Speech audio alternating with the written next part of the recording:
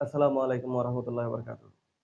সম্মানিত অডিয়েন্স এবং সুপ্রিয় শিক্ষার্থী, প্রত্যেককে জানাই ড্রিম প্যারাডাইস টিচিং হোমের পক্ষ থেকে আন্তরিক অভিনন্দন ও শুভেচ্ছা। সবাই কেমন আছো? আশা করছি তোমরা সবাই ভালো আছো। আজকে তোমাদের সাথে আমি আলোচনা করব গণিত বিষয়ের অনুশীলনী 4.3 এর উৎপাদকে বিশ্লেষণ সম্পর্কিত অঙ্কগুলো নিয়ে। শুরুতেই তোমাদের সাথে উৎপাদকে বিশ্লেষণ জিনিসটা কি আমি একটু বুঝিয়ে বলি। যখন দুই বা ততোধিক রাশিকে গুণ আকারে প্রকাশ করা হয় তখন তাকে উৎপাদকে বিশ্লেষণ বলে। দুই বা ততোধিক রাশি কিরকম? মনে করো এই এ প্লাস বি এটা একটা রাশি এবং সি প্লাস ডি এটা হলো আরেকটা রাশি। এ প্লাস বি একটা রাশি, সি প্লাস বি আরেকটা রাশি। এই এ প্লাস বি এবং সি প্লাস ডি এর মধ্যে সম্পর্ক হতে হবে গুণের। সম্পর্ক হতে হবে কিসের? গুণের। তাইলে দুই বা ততোধিক রাশিকে যখন গুণফল আকারে প্রকাশ করা হয়, একটি আরেকটির গুণফল আকারে প্রকাশ করা হয় তখন তাকে উৎপাদকে বিশ্লেষণ বলে।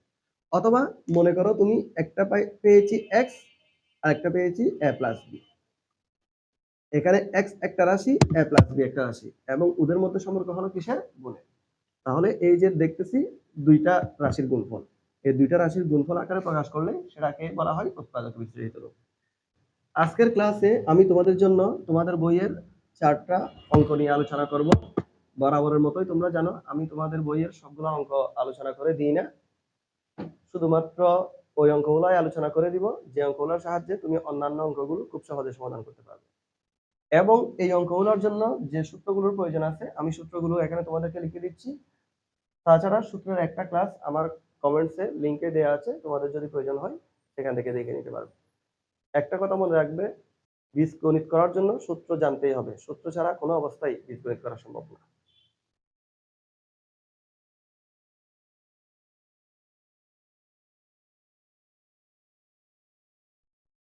আজকের ক্লাসটি করার জন্য সাধারণত এই 3টা সূত্রের প্রয়োজন হতে পারে তোমাদের সামনে, সেজন্য এই 3টা সূত্র আমি লিখে রাখলাম যাতে তোমাদেরকে সহজে আমি অঙ্কগুলো সমাধান করে দিতে পারি। তবে মনে রাখবে পরীক্ষার খাতায় বা পরীক্ষায় কিন্তু এগুলো লিখাও থাকবে না, তুমি লিখে রাখতে পারবেও না।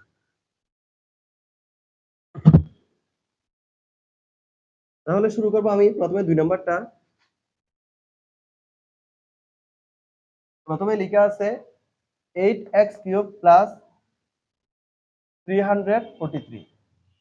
উৎপাদকে বিশ্লেষণের মধ্যে কাজগুলো করার জন্য সাধারণত আমরা 4টা বা 5টা বৈশিষ্ট্য লক্ষ্য করতে পারি। সেটা হলো হয়তো অঙ্কগুলো থেকে কমন নিয়ে অঙ্ককে সহজ করতে হবে, নয়তোবা সূত্রে ফেলা যায় অর্থাৎ সূত্রের মতো করে তৈরি করতে হবে, নয়তোবা মিডল টার্ম ফ্যাক্টর করতে হবে, আর নয়তোবা কোনো একটা রাশিকে ভাঙতে হবে অর্থাৎ ভেঙে হয়তো মিডল টার্ম ফ্যাক্টরের জন্য প্রস্তুত করতে হবে, নয়তোবা কমনের জন্য প্রস্তুত করতে হবে, আর নয়তোবা সূত্রের জন্য প্রস্তুত করতে হবে। তাহলে এইসব বৈশিষ্ট্যগুলো যদি আমি একটু টেকনিক হিসেবে কাটাই, সেই ক্ষেত্রে এই অঙ্কগুলো করার সময়, এই অঙ্কটা করার সময় আমাকে কি করা যায়? এখানে আমি দেখতেছি 8x³ আছে। 8x³ মানে হলো 2x whole cube. 2x whole cube 2x whole cube মানে 8। কিভাবে 8? 2 ইন্টু 2 ইন্টু 2, 2 দুগুণে 4, 4 দুগুণে 8, তাহলে 2x হোল কিউব 343। 2 এর ঘন হলো 8, 3 এর ঘন 27, 4 এর ঘন হলো 64, 5 এর ঘন হলো 125, 6 এর ঘন 216, 7 এর ঘন অর্থাৎ 7 কিউবে হয় 343, অর্থাৎ এটা হলো 7 কিউব। 7 কিউব।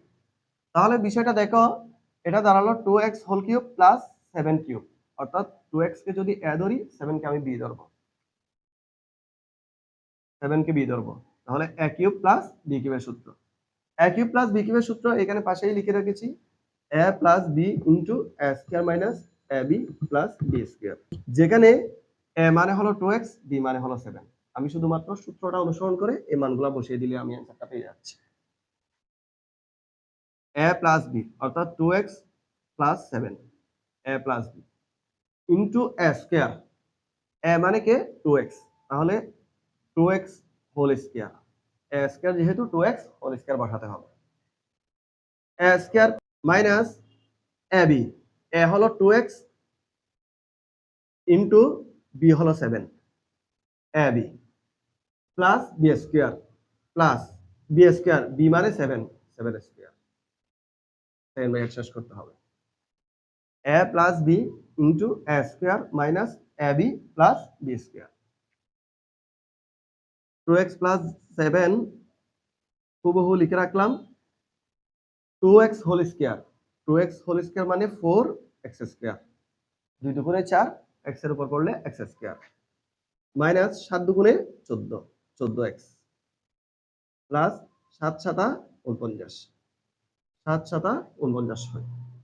তাহলে এই যে এটাই হলো আমার প্রশ্নের সমাধান। সুতরাং নির্ণয় উৎপাদকের বিশ্লেষিত রূপ 2x plus 7 into 4x square minus 14x plus 49।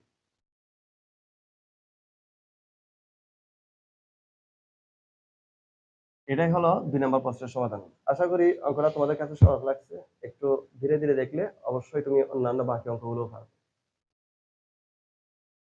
এরপরে তোমাদের জন্য নির্বাচন করেছি 8 নম্বর অঙ্কটা 56x cube minus 189y cube.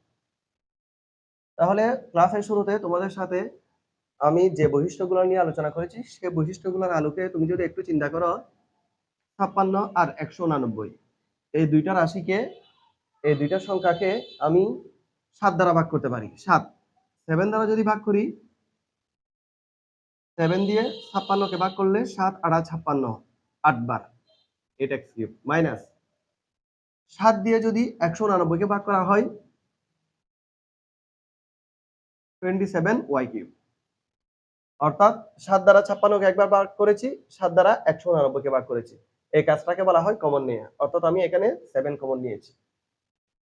তাহলে 7 কে বাইরে রাখলাম, 8x কিউব কে ভাঙলে 2x হোল কিউব পাওয়া যায় minus 27y cube, 27y cube কে ভাঙলে পাওয়া যায় 3y হোল কিউব। তাহলে বিষয়টা দাঁড়ালো a কিউব মাইনাস b কিউবের সূত্র। 7 কে বাইরে রেখে দিব, এটা হলো a কিউব মাইনাস b কিউবের সূত্র। এখানে a হলো 2x, b হলো 3y। তাহলে এখানে a কিউব প্লাস b কিউবের সূত্র লেখা আছে। a কিউব মাইনাস b কিউবের সূত্র হলো a minus b into a square plus ab plus b square. a minus b অর্থাৎ 2x minus 3y, a minus b into a square, a কে 2x a square plus ab, a হলো 2x, b হলো 3y, a b plus b square, b হলো 3y whole square. 7 into 2x minus 3y, 2x whole square মানে 4x square plus 3 দুগুণে 6 6xy plus 3y whole square মানে হলো 9y square, 9y square. এটাও খুব সহজ, আগের যে অঙ্কটা করিয়েছি ঠিক একই অঙ্ক, শুধু পার্থক্য এখানে 7টা আমাকে কমন নিতে হবে। আমি এখানে 7টা আগে লিখে রেখেছি। হ্যাঁ, এভাবে উত্তর লিখে দিবে। সুতরাং নির্ণয় উৎপাদকের বিশ্লেষিত রূপ এই যে যেটা পেয়েছি সেটাই। এরপরে আলোচনা করছি তোমাদের বইয়ের 11 number 3ay square minus 48a। এখানেও আগের মতো আমি দেখছি 3 আর a কমন নেওয়া যাবে, 3 এবং a কমন নেওয়া যাবে। তাহলে 3 এবং a যদি আমি কমন নিয়ে ফেলি, ভাগ করি 3a দিয়ে, প্রথম পদকে যদি ভাগ করা হয় আর তাকে y স্কয়ার অর্থাৎ বুঝে নিবে এখান থেকে 3 এটা আমি নিয়ে ফেলছি, ভাগ করছি মানে নিয়ে ফেলছি, মাইনাস কমন মানে হলো ভাগ, 3 দ্বারা 48 কে ভাগ করলে হয় 16, আর এত নিয়ে ফেলেছি সেজন্য আর এ থাকবে না।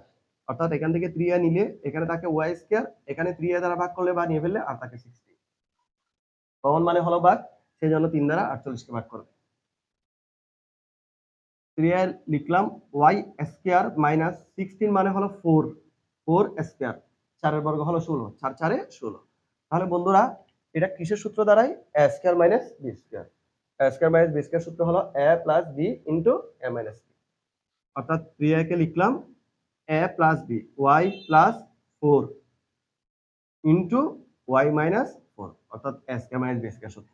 এই যে a plus b into a minus b, এই সূত্রটা এখানে ব্যবহার দেখিয়েছি। তাহলে একটু চিন্তা করে দেখো, এই অঙ্কগুলা খুব সহজে তুমি মাত্র 30 সেকেন্ডের মধ্যে, সর্বোচ্চ 1 মিনিটের মধ্যে এই অঙ্কগুলো সমাধান করতে পারবে। এবং পরীক্ষায় অঙ্কগুলো যদি আসে হয়তো বহু নির্বাচনীতে আসবে, আর নয়তো বা তোমাদের কারিকুলাম অনুযায়ী সংক্ষিপ্ততে আসবে, আর নয়তো বা সৃজনশীলের 2 এর জন্য আসবে। অর্থাৎ এক কথায় অঙ্কগুলো 2 এর জন্যই আসবে। এখন তোমাদের সাথে আলোচনা করব তোমাদের বইয়ের 12 নম্বর অঙ্কটি নিয়ে। 12 নম্বর অঙ্কটিতে a square minus 2ab plus b square minus c square লেখা আছে। এই অঙ্কটা খুব সহজ, দেখেই বুঝতে পারতেছো এখানে a square minus 2ab plus b square, অর্থাৎ এটা সরাসরি তুমি কোনো কিছু চিন্তা ভাবনা না করে যেভাবে আমরা সূত্র শিখেছি সেই সূত্রটা আমরা এখানে প্রয়োগ করতে পারবো, সেই সূত্রটাই আমরা এখানে বসিয়ে দিতে পারবো। তাহলে এটা কিসের সূত্র দাঁড়ায়? এটা হলো a minus b whole square সূত্র। a minus b whole square minus a square, এই c স্কয়ারটা বসিয়ে দিলাম। তাহলে এই যে এইখানে যে রাশিটা পেয়েছি এই রাশিটা হলো a square minus b square, a square minus b square. কিভাবে a স্কয়ার? আমি a মাইনাস b কে সম্পূর্ণ a ধরলাম এবং c কে সম্পূর্ণ b ধরলাম, অর্থাৎ দুইটা পদকে a ধরেছি আর একটা পদকে b ধরেছি। a square minus b square সূত্র। তাহলে a square minus b square সূত্র হলো কি a plus b into a minus b। a plus b, যেখানে a বলবো সেখানে বসবে a মাইনাস b, যেখানে b বলবো সেখানে c বসবে। a প্লাস b, তাহলে a প্লাস b মানে a minus b plus c। a plus b, a হলে a মাইনাস b, b হলো c, সেজন্য a minus b plus c বসছে into a minus b, a minus b, তাহলে a হলো কে a minus b, b হলো কে c, a minus b। এইটাই মাত্র 2 line, অর্থাৎ ধারাটা দেওয়ার পরে আমি মাত্র 2টা লাইন করেছি, আমি সমাধানটা পেয়ে গেলাম। বুঝতে পারতেছো আসলে কত সহজ? এভাবেই তুমি এখানে আমি 12 নাম্বার পর্যন্ত করিয়ে দিয়েছি, আশা করছি 15 নাম্বার পর্যন্ত অঙ্কগুলো প্রায় একই ধরনের। তুমি একটু চেষ্টা করলে আর আমার অঙ্কগুলো যদি মনোযোগ সহকারে দেখো তুমি নিশ্চয়ই অন্যান্য প্রশ্নগুলো অ্যান্সার করতে পারবে। এই প্রশ্নগুলো তোমরা নিজেরাই বাসায় চর্চা করবে। আর ক্লাস যদি ভালো লাগে অবশ্যই সাবস্ক্রাইব করে নিবে, লাইক কমেন্ট শেয়ার করবে। ভালো থাকবে, আল্লাহ হাফেজ।